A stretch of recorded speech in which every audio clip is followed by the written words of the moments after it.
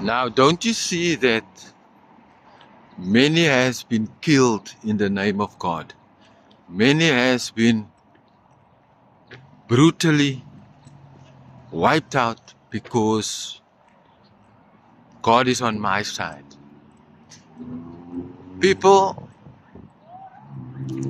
we must stop using the name of God or religion to say that my religion is better than your religion.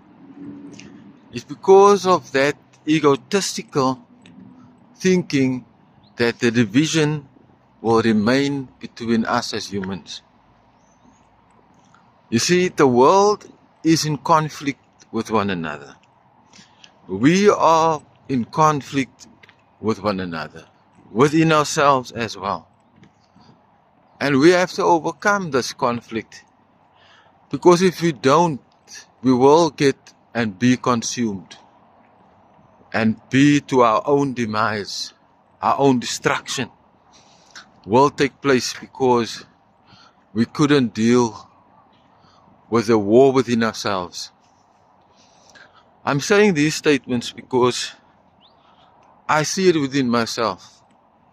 I see that every day I have to choose and battle who is gonna take over my day. And fortunately for me, the good always overtakes the evil. And I know there's many that don't fight this fight. They're not even aware that evil is taking over their lives. That's why some are just mechanical beings. We are basically mostly mechanical beings.